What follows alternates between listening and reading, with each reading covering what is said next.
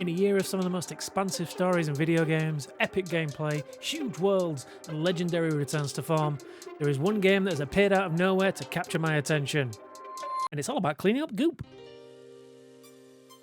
LODDLENAUT is the first title from Moon Lagoon and is published by Secret Mode. In it, you will find your little underwater adventurer set out to clean the polluted waters left behind by an uncaring corporation.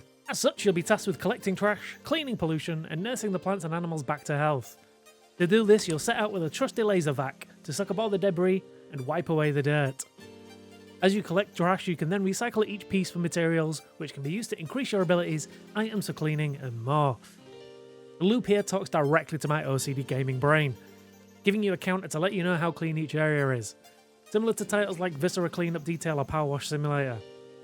You'll not be able to progress until each area is spotless, although technically you could progress after 50% here, but won't somebody think of the Loddles? The controls and mechanics are super simple to pick up. On controller, it's right trigger to fire your laser or suck the trash, and left trigger to drop items. An MMO control scheme this is not, but the simplicity of design is one of the more charming features. The most charming feature, however, is the Loddles that will be floating around each environment in need of a little TLC. I mean, look at them! Adorable!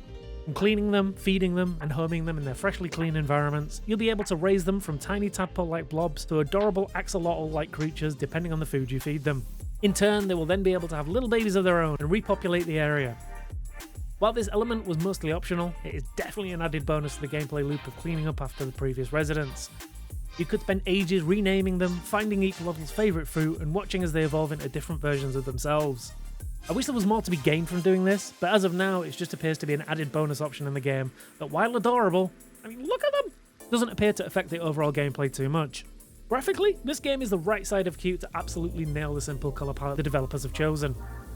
The design elements of all the areas, while quite similar, has enough uniqueness to make each one stand out on its own. From a relatively unpopulated lagoon to a ship graveyard and factories, each area does a great job of telling a story of what happened before with very little in the way of words. In the collectible types among us, there are key cards you can find around the world which will give you a bit more information on the people here before. It took me about 4 hours to hit credits, and throughout that time I'd loved exploring the world of LODDLENAUT, to the point that once I hit the point of no return, I stopped, turned back, and went around spending my time just exploring each of the areas again to keep them clean and evolve a few of the Loddles I'd missed. If you like games like Subnautica and Raft with a little less crafting and terror, while also having the dopamine hit of a Power Wash Simulator, then LODDLENAUT might just be for you. Just don't miss any of that goop.